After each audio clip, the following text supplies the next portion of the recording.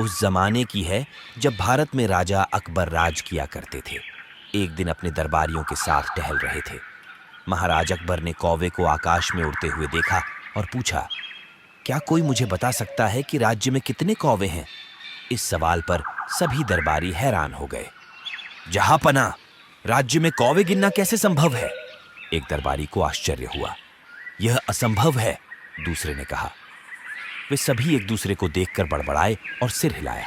वहीं पास में बीरबल खड़े थे। उन्हें देखकर अकबर से पूछा, बीरबल, आपको क्या लगता है? ऐसे पूछने पर एक दरबारी ने मुस्कुराते हुए कहा, बीरबल भी इस सवाल का जवाब नहीं दे सकता। वहीं उसकी बात को सहमति प्रदान करते हुए दूसरे से कहा, मेरे भगवान, हाँ, इसीलिए वह चुप है। बीरबल ने चुपचाप कहा,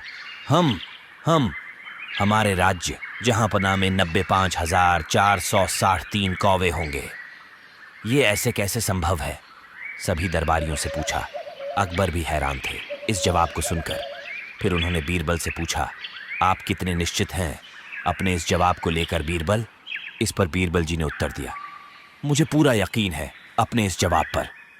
आइए किसी को राज्य में कौवे की संख्या गिनने के लिए भेजें, महामहिम, उन्होंने कहा। बीरबल की इस उत्तर पर दरबारी से पूछा, अगर कौवे की संख्या कम हो तो क्या होगा?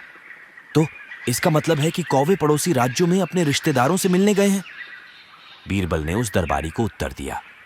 फिर दूसरे दरबारी से पूछा, लेकिन अगर आपकी गिनती से ज्यादा कौवे हों तो क्या होगा? ओह, इसका मतलब है कि पड़ोसी राज्यों के कौवे अपने रिश्तेदारों से मिलने आए हैं, बीरबल ने कहा। इस तरह के हाजिर जवाब पर महाराज अकबर के मुख पर एक जोर से हंसी फूट पड़ी। उन्हें अब पक्का यकीन हो गया था कि बीरबल का दिमाग सच में बहुत तेज है। कहानी की सीख इस कहानी से हमें ये सीख मिलती है कि यदि हम चाहें तो हमेशा किसी भी प्रकार की समस्या का समाधान आसानी से ढूंढ सकते हैं। जहां चाह वहां राह।